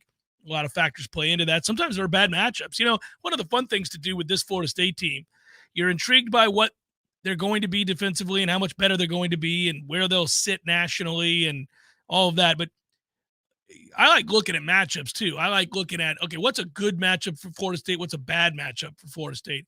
And when you do that, you get into a lot of different things. Like there are teams sometimes, for example, when you watch them play, you get like to the midway point of the season, you have enough evidence, enough data points to say, oh, they do this really well and they've been able to do it really well against good teams. And that's not something we defend well, so this would be a bad matchup for us. This would be a problematic matchup. So when you do that, you say, all right, well, if we're going to go to the playoff, I want to play a team that does this. We can handle that. Or a team like this team that we've already beaten or played well. Don't want to play this team. And that team that you're saying I don't want to play might be 17th in the country, could be 14th in the country. And you say, I don't like the matchup. Well, I was doing a little bit of that this morning, and I was going through it, and it took me down a path. Do you think that there are 6 teams better than Florida State in college football? No. Me neither. Not definitively so. But there are some teams not ranked in like the top 5 that I go, I don't like that matchup for us. And then there are others that I think within that top 5 where I go, no, I'm fine with that. We'll be good. We'd be all right there. It's just kind of interesting to play that game, that little thought exercise, and go through all of that. Well, the thing to look at for the Florida State offense, for example, is it's proven that it can succeed even if it can't go straight ahead. Yes. Which, that's a hell of a thing, as we used to say. That's a hell of a thing if you can pull that off. And Mike Norvell was able to do that without a reliable quarterback as a passer and without receivers that could win one-on-ones. Then incrementally, we got better in those areas, and he's able to do it all the more. And that's why this offense is so potentially explosive. But that's the thing here is maybe this year, just maybe, against some of these teams in the top 10, top 6, whatever level you want to cut it off, we might be able to run straight ahead from time to time. I don't know about 3rd and 1, but between the 20s, if you can run straight ahead with this group, at least enough to keep people honest, then the things that does for counter or outside zone or any run action or anything that you want to do, it just becomes a completely different ball game all the more. Well, remember this too. I think what's fun to think about is we are going to get a version of Trey Benson we didn't see consistently last year. So when you talk about the run game, we talk about the different aspects of it and how Florida State is utilized within scheme, a lot of different ways of beating you on the ground. Trey Benson, one has to believe, walks into this season, this game, this year, a completely different person. He was coming off of a very serious injury. There were question marks about whether or not he'd ever play big-time college football again. A lot of people weren't willing to take a chance on him after the injury at Oregon. Florida State brought him in. There were people who second-guessed that, who thought, you want to take a guy that's had that injury at that position. It could be a wasted spot, but they took the chance that he would completely rehab and get back to where he was prior to the injury, which was a player they really liked coming out of high school. And so that turned out to be a proper risk. And now you see a fully healthy, but more importantly, mentally trusting Trey Benson. And so the physical tools have always been there. The physical tools have always been something that kind of wowed you prior to the injury. Then after the injury, as he got back, the speed, even before contact that we saw, we went, oh, most guys don't carry that much weight and run with the agility and the top end speed that he has. Let's see how he does in contact. And then from there, really, he was kind of up and down last year. When he was really good, he was really good. And there were moments that wowed you, obviously, including a kick return against Boston College to start a game. He's been kind of special in that way at times, running over people and getting to the corner and doing all those things. But now that version, the best version of what you saw last year, is bigger, stronger, and more confident and trusting mentally. So you have all of these things that we talk about on a regular basis here: the weaponry, the depth, the talent, the offensive line, the play calling, the game planning of Alex and Mike together, all those things. But with a dude who's about to get paid and believes it and believes he can run in the way that he wanted to prior to this injury. I'm all at once excited to see him, but then also wanting to see that he can be more consistent. The Florida game is a great example of Trey Benson, the game breaker. There are a couple of big time runs in that game, one of which kind of ices it, where you say, all right, this is why you're the featured player now. Then there's the Oklahoma game, where Trayshawn Ward was the better option. Can we get to a place where Trey Benson is, for all 12 games, you're not going at any point, can we see what To'Fili's got today? Can we see what Rodney Hill's got today? Yeah, well, it's a good thing to have those backup options, but what I'm saying is it's not like even when Trey took over as the starter that it was a dead issue. There were times where maybe somebody else was a better fit. And the Oklahoma game was the last one that we saw of its kind where you go, oh, if they didn't have Trayshawn, I don't know if they win the football game. I'm glad that we're stocked up there. And I know that Trey's going to produce huge numbers this season, but running back isn't just about handing the ball off and then letting the guy go from A to B. There are other things to it about being less timid, which he was talked to all offseason. That's all he's heard, is being less timid. You got to have the vision, the timing, the understanding. A lot of times it's almost like second guessing a quarterback where you say, man, I wish he bounced it out there. If he waited, he could have cut back and there would have been so much more for him in that opportunity. Leonard Fournette's a great guy where you look at the replay, you go, does he understand that we're blocking in this place and he's going the other way? Like, he's just freelancing. What the hell's wrong with him? So I just want to see if Trey can be more situationally aware and refined to where we're never looking to the sideline and saying, maybe we could find our Trayshawn. Yeah, well, exactly. That's why I'm excited to see how he plays, because I think he is going to be a much more decisive and consistently solid player for us. Solid's the wrong word. Good player for Florida State. I think he will hit the hole consistently. And he won't have these moments where it looks almost like he's doubting himself. Yeah, and if he makes mistakes where you say, man, if he waited a little bit longer, that's good. That means he's correcting the issue. Yeah. If you say, oh, he could have bounced that. No, man, I think what the coaching staff wants to see from him, Jayshon Corbin was so good at this. Not the home runs. I'm talking it's 3rd and 1.5, 4th and 1.5, and they would go wildcat or whatever they do, short yards, they hand it off to him. He understood what down and distance we were in and what was necessary in that play. Situational awareness is very important. It is very important. Florida State's backs had it in the Jimbo era. If you think back to the guys they gave the rock to, Devontae Freeman. They understood. They understood this isn't the time to hit the home run. This is the time to get the yard. And even on 1st and 10, if I get small here, get low, and I get to 2nd and 6. 2nd and 6 is a lot better than 2nd and 9. Let's do this thing. Freeman just trying to make a big play. Oh, well, unbelievable. And hence the reason that he hit the ground running in the NFL and made a huge impact and got a second contract, got paid, and was basically out of the league. But he's kind of a cautionary tale that you see play out in the NFL right now. I hate it for running backs, but that's the reality if you're in charge of writing the checks. There are countless stories like Devontae Freeman. That guy should have won the MVP of the Super Bowl if they hadn't lost their mind temporarily against New England. And here he is, a superstar in the league, quite literally for a small window of time, about 2 years. He is a star running back in the NFL. And just like that, he's bouncing around. He's kind of an also-ran afterthought and out of the league with a contract that, frankly, you would, if you were the team paying that check in the second half at the end of his career, you were like, what in the world did we take this on for?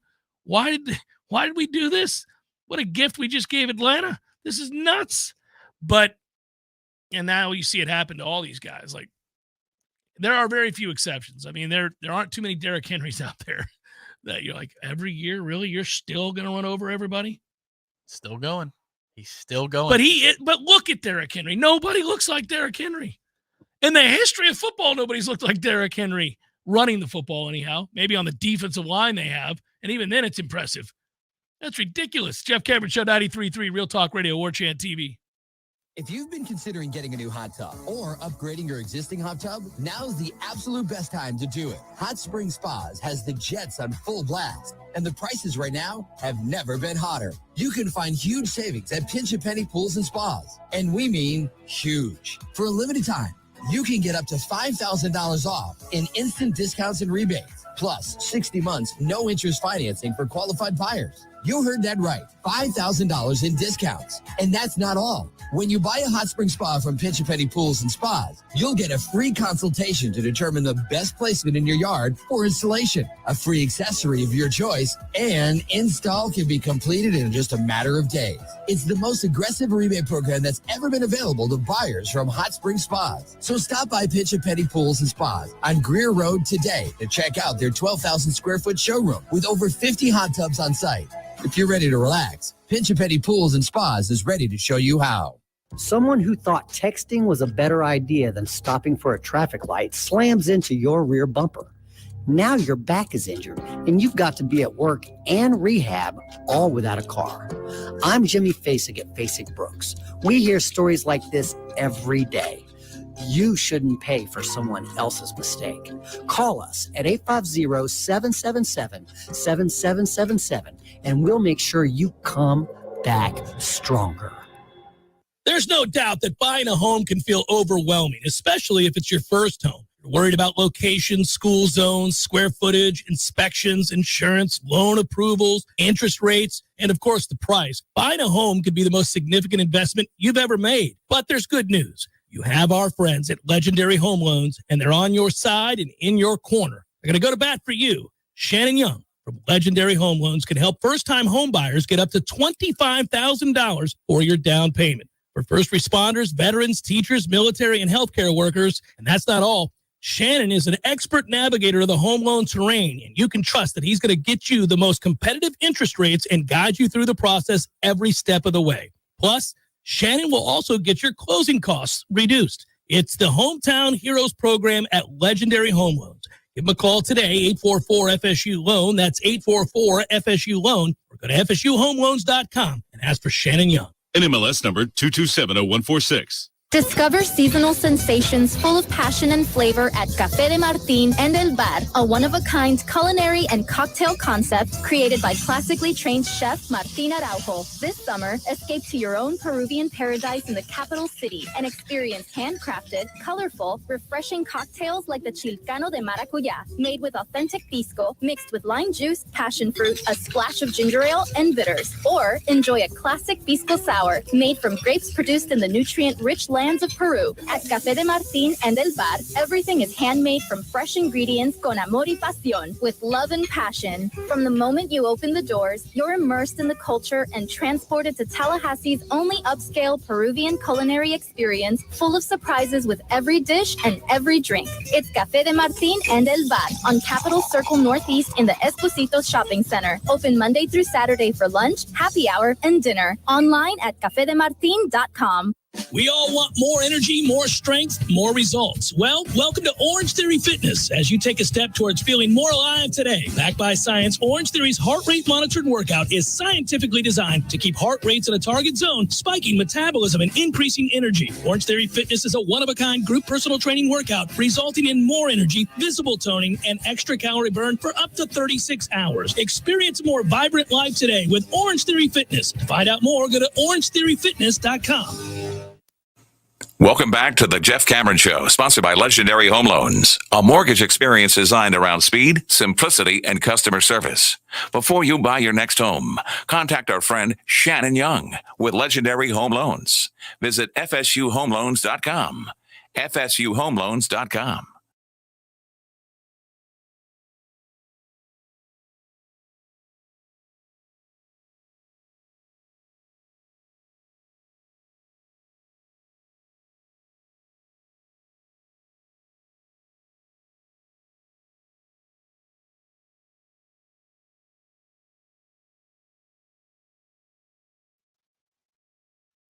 I'll tell you why I'm asking in a second, other than I'm interested in getting good players.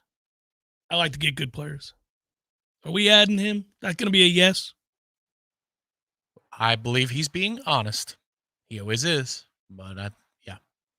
Well, I've been doing this a lot lately when I talk about players in recruiting, because I don't spend a lot of time on recruiting other than to monitor, are we doing well or not? Are we getting our fair share of quality players to take a good long look at Florida State, visit, those kinds of things, and occasionally even commit? And the answer has been a resounding yes as of late, which has been very exciting. But I happened to peruse the article from earlier today, which brought up the Chaminade 4-star safety, and I kind of thought to myself, I wonder who else is desperately trying to recruit him. Obviously, Miami would be. I mean, they would need him and want him, and given the location and all of that. But who else? And then I noticed that Michigan did, and Ohio State did, and Auburn did, and many other heavy hitters. And I thought, another one that seems to be trending in the direction of Florida State and away from, say, Miami.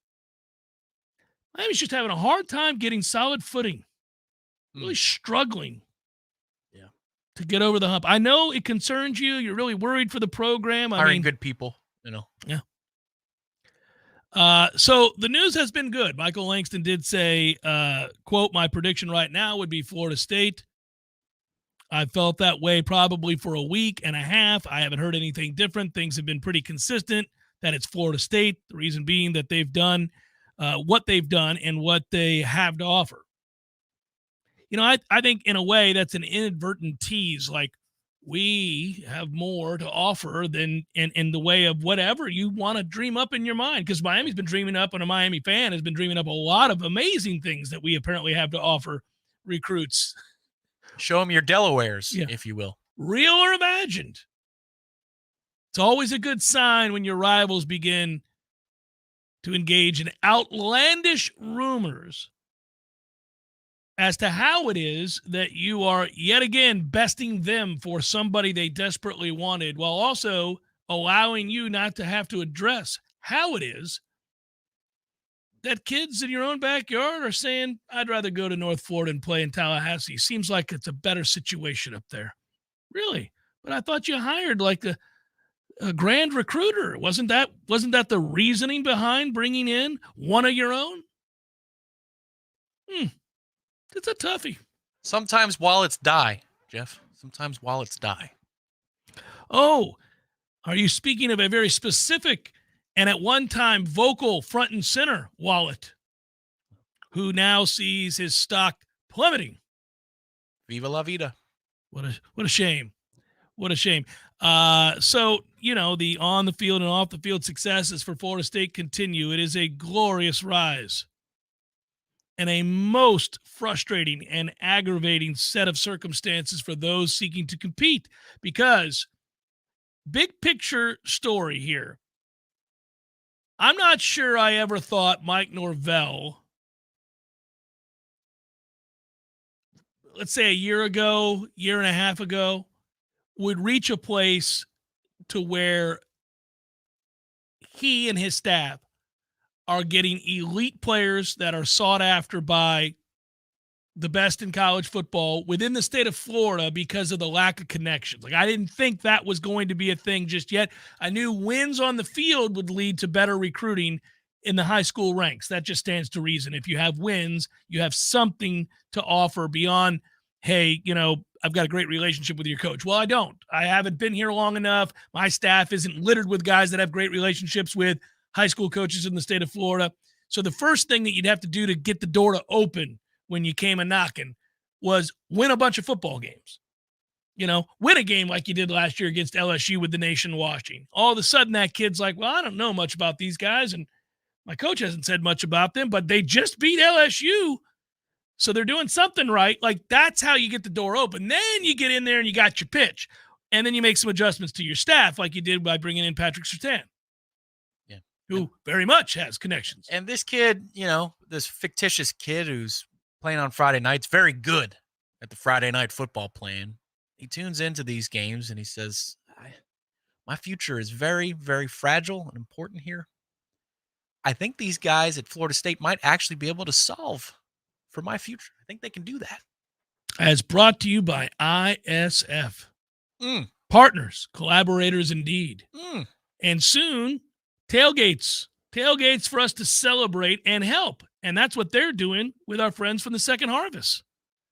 And I do believe that starting on Monday, I'm going to have a lot more information on that very thing, because they're going to set up shop. And listen, here's one thing I do know, and this is all serious, in all seriousness. We work with ISF. ISF is an advertiser and a collaborator here on the Jeff Cameron Show, and we appreciate that. And, of course, we tell you what they do with state government and all throughout the country. That they've been able to help a lot of organizations that we know do great things, in some instances for children and the needy and everybody else. And they want to continue to do that. That's part of how they make the operations run more efficiently, all of those things that we've told you about in the past. But I would tell you, Tom, this is one that's right here in our backyard. It's with a group, the Second Harvest, that we've worked with before for the Jeff Cameron Show golf tournament, and we know they do great things. We've worked with them, and others have in the community a bunch of times. And now ISF is joining forces. So when you come over to Hotel Indigo for the pregame show, and you say hello to Jeff and Tom, and we get excited as we overlook the intramural fields, and you get you a cold beverage and some good food. They sound like great guys up there. Yeah, those two. Yeah.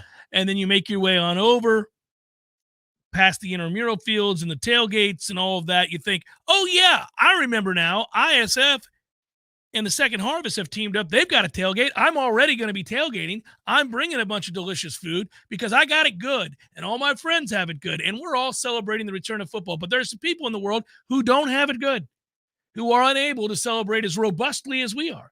And you know what? It's not going to be too hard for me to grab some register sausage and maybe an extra pack and bring it on by that particular tailgate where they are also celebrating but providing for those who are less fortunate. So that's what you want to keep your eyes open for. We'll talk to you about it. Your ears open for it. We'll talk to you about it on Monday.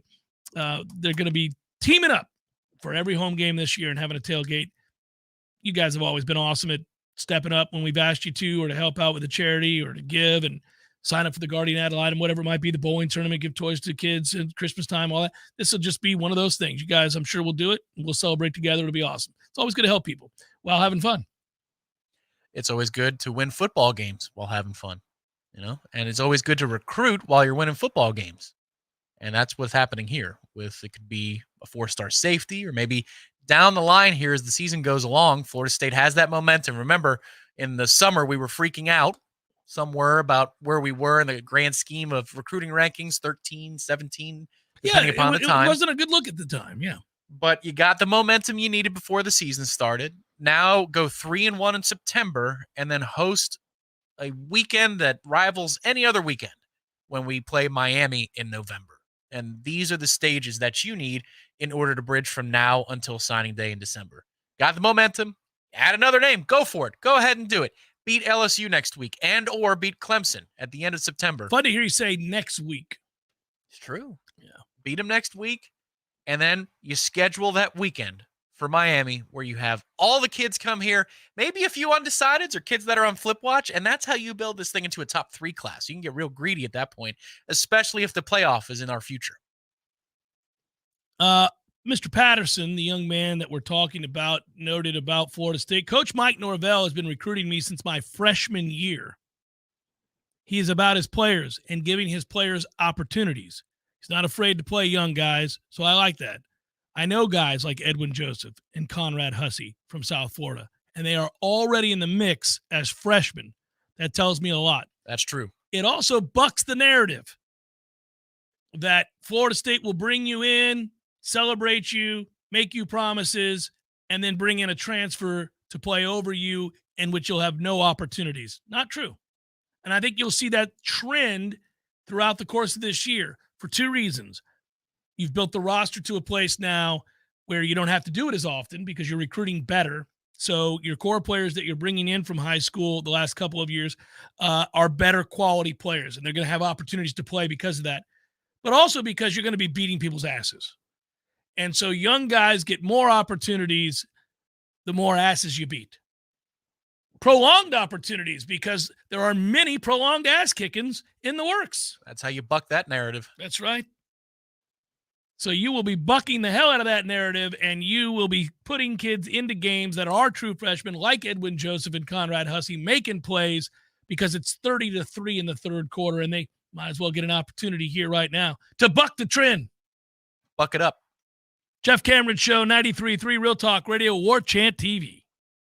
Your local news now. 2 men are dead and what police are investigating as homicides after shooting on Dade Street Tuesday night. The 2 men were found with gunshot wounds at the 1100 block of Dade Street near the Lawrence Gregory Community Center just before 9:30 p.m., according to the Tallahassee Police Department. One man died on the scene and the other died after being transported to a hospital. The shooting occurred north of Florida State University near the Frenchtown area in the heart of the capital city. No arrests have been made, but investigators are following leads. No suspect description is available at this time. This remains an open and active investigation, and updates will be provided as more information becomes available. Tallahassee Fire Department confirmed they responded to 3122 Dick Wilson Boulevard Tuesday afternoon, where a car burst into flames at a Sam's Club gas station. TFD said they put out the fire quickly. Employees working at the station shut off the fuel supply, and no one was hurt. There was some damage to the fuel pump in the overhang. This is Rachel Lene with your Real Talk 93.3 local news update, brought to you by Macklemore Systems, Tallahassee's go-to Mac store. Check them out online at MacklemoreSystems.com.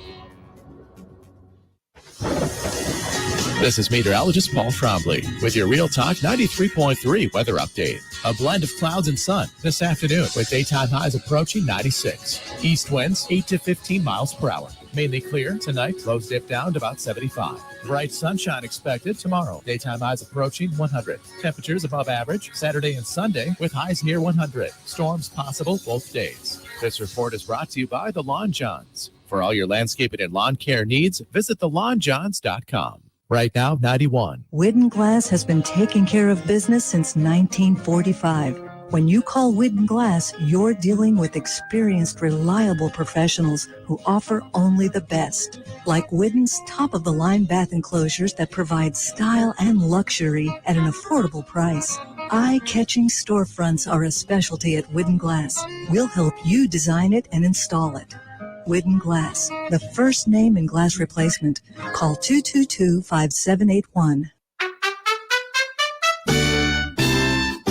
So everybody knows, Eddie, that you are a spectacular cook. Of course they know that. If they go into Bumpa's, the food is always good.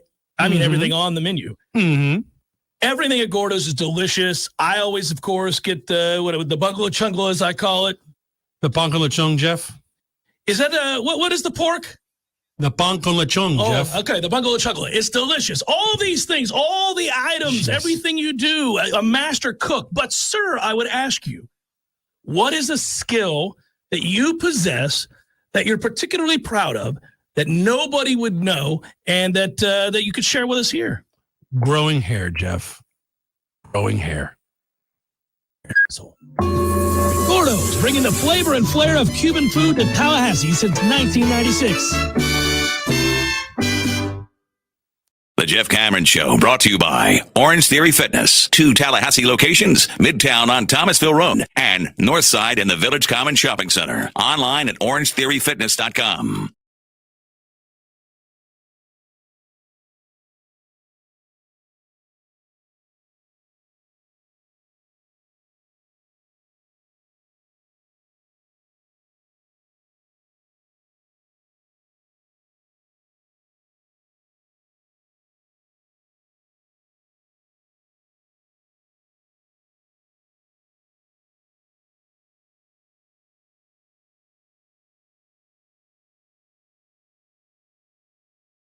in Denver. Doesn't it just feel like that is going to be a nightmare? Well, they got bad news today as their best receiver, Jerry Jeudy, was carted off the field with a leg injury. Oh.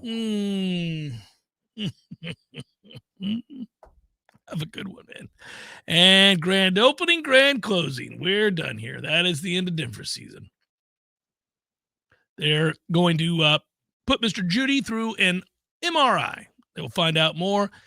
It appears that it was a severe hamstring injury. So even if it's not torn, and I hope for his sake it's not, you got a pulled hamstring with an elite athlete. We know. Every time I see an athlete from Florida State or Tampa Bay or any team that I'm rooting for or care for at all, the Lightning, anybody, the Pirates, if they have a hamstring injury and they're very athletic, right? You're like, that doesn't get better. It won't get better this year. They're going to be out for 6 weeks minimum. Unless their name is Dalvin Cook. Well, One that exception. never made any sense to me. That is the most freakish set of circumstances of all time. To be able to time like it's about to rip, I better go down here like he did against Miami. And then get back out there and just keep – that's crazy. Yeah. I've never seen anything like it before or since. It was I was in the stands for that game, had pretty close to midfield seats, and he was just getting into fifth gear, crossing my face because he was going towards the student section. And or the band, rather. And when he went down, everybody got quiet. Except I was in the Miami fan section for that night, so some of them were kind of like, wait a minute, we got a chance. They weren't cheering per se, but they were like, wait a minute. And then a drive later, there he is. No big deal. Old Dalvo. Well, it's just every time you read something right now about Denver, you're like, man, this is you guys are trying to salvage the situation with Russell, and he was falling off a cliff, and it's crazy, and Sean clearly doesn't like him. And now you've got your best player in Jerry Jeudy, who, is grabbing at his hamstring and has to be carted off. That ain't good. Who has seen some things in his NFL career. Man also. alive. And then, they already had Tim Patrick tear his left Achilles tendon in camp. He'll miss the second straight year for him. Ooh. Hamler was released. It was diagnosed, unfortunately for him, with a heart condition. So that's the end of that. The mascot's dead. Other than that, playoffs. It's just not going to work out. I mean, I don't care anything about the Broncos, but it's just like, whoa, man, what a nightmare. And you've poured all this money into that clown. It's great. It's unlimited. You kind of can't help yourself. It's unlimited. Oh, don't do it, Tom. Damn it, I told you. Stop it. I can't do it. Well, we're speaking of people that may have cost themselves some money. And by cost themselves, I mean, unfortunately, were hurt. Shohei Ohtani. That's sad. That sucks. I hope he enjoyed it while it was happening. He might get another 4A, but it's going to take a year or two. A UCL tear in his right elbow.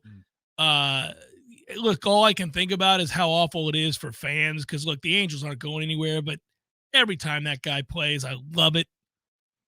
So he does that, then insists on playing in the nightcap and hits a double. There's so much to love about that dude. Yeah. So if you're him, you could go a couple of ways here. You're going to lose money no matter what. But what would you rather do? What would you advise this player? Maybe actually Director Matthew could help because Bryce Harper played while he had his arm repaired and he was a DH forever. Yeah. But would it be wiser to shut it down for a little while and then go to market, I don't know, the middle of the summer next year, negotiate at that point a deal for yourself when you've recovered to a degree?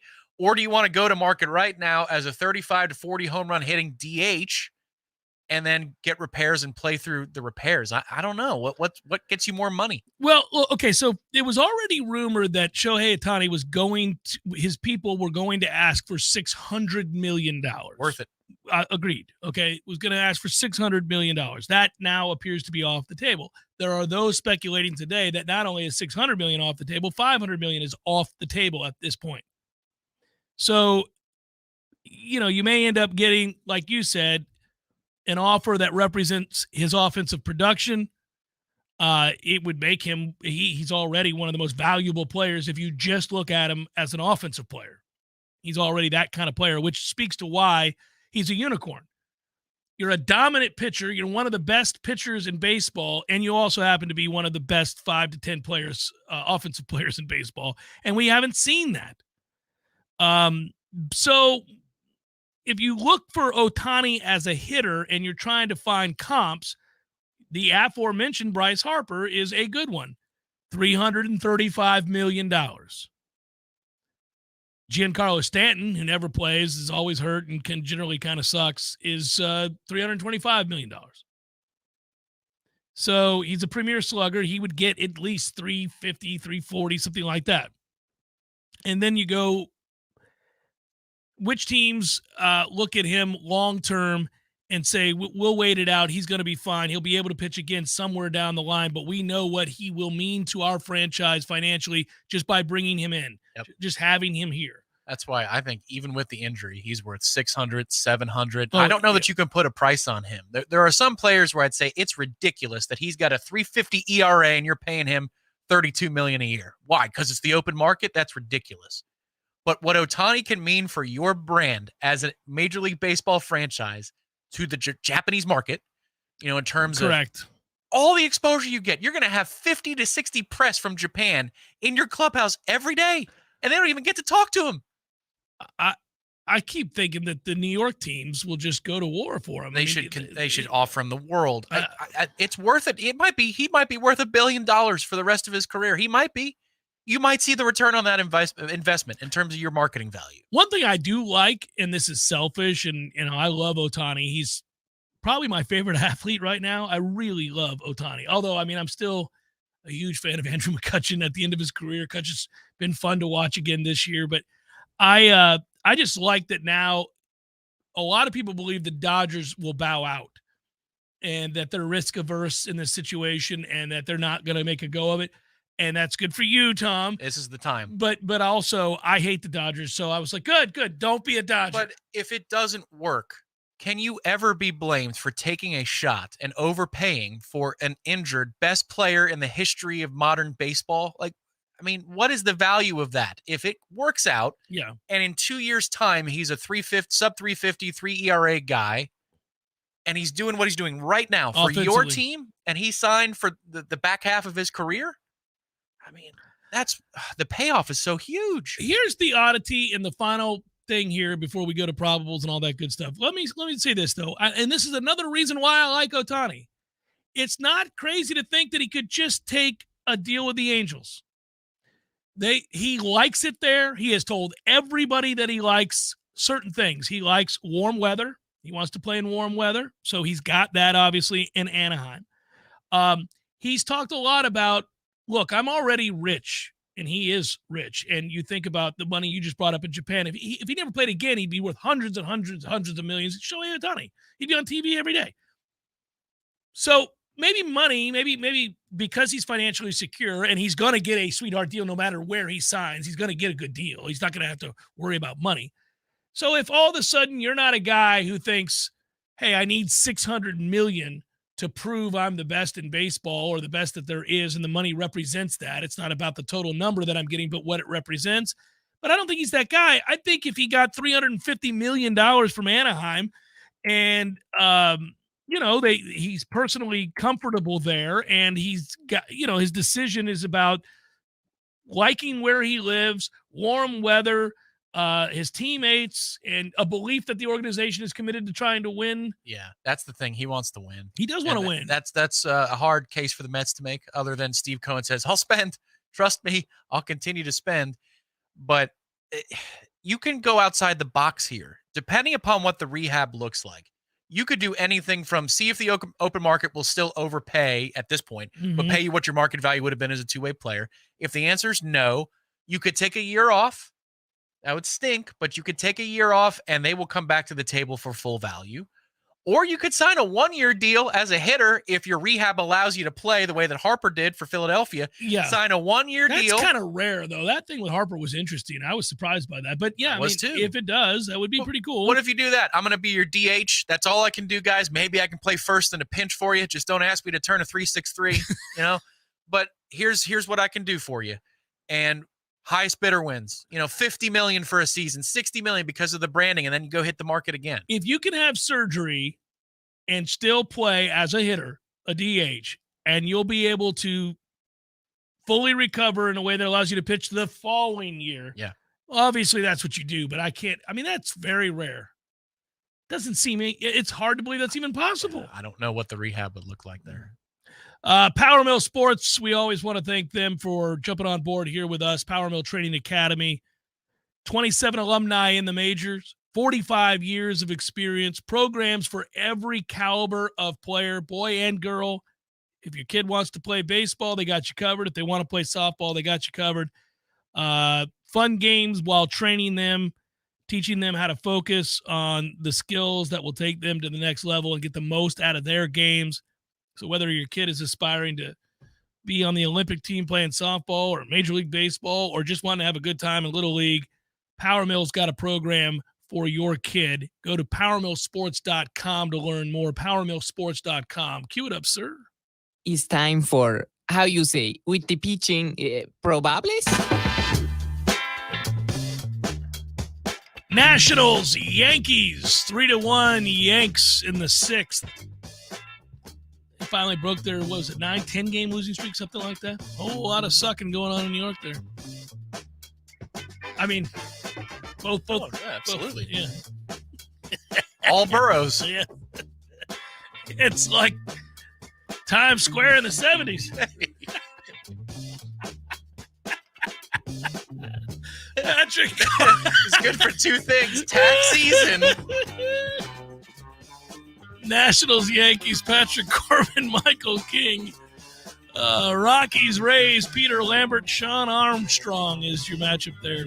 People in St. Peter again, Wander Franco, what are we doing? Red Sox, Astros, that is 5-0 Red Sox in the 2nd. Wow.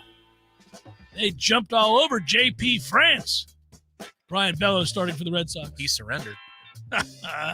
Dodgers, Guardians, they're in a delay in the 9th inning. That'd piss you off. Clayton Kershaw, Xavier Curry from the night before, I guess. Cubs, Pirates, Justin Steele, TBD, Blue Jays, Orioles, Jose Barrios, Kyle Gibson. Good matchup there. Fun game. Rangers, Twins, Andrew Haney, Pablo Lopez. Hey, the A's won a game.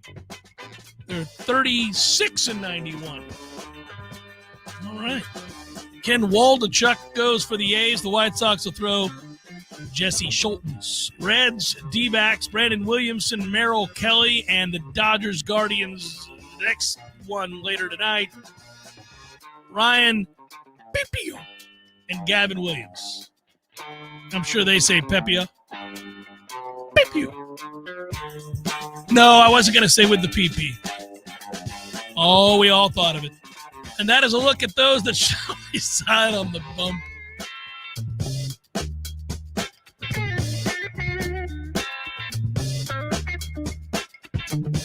We're getting a little froggy. We're anxious. I'm tired of talking about games. I want to watch games and then talk about the games that I watched. Woo! Oh, I didn't have it up. I didn't have the feed up, man. Thanks, Tom. Jeff and Tom, could you, good sirs, rank the freshman wide receivers at where they currently stand? And again, based on potential, do you think the 2025 wide receiver core has a higher ceiling than this year's group? Oh, man, I haven't done a lot of thinking about the 2025 receiving. They got to get here before you can see what's really true. Yeah, it's hard to do that.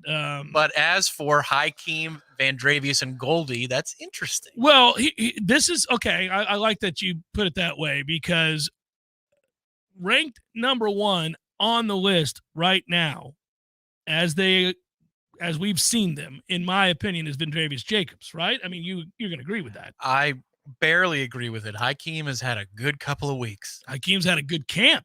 Period. Yeah, but the last week or so, there was a play he made with Jordan Travis yesterday when he in terms of getting out of his break, put the foot in the ground and explode. It was like, oh, you can do that at that size, huh? I got you.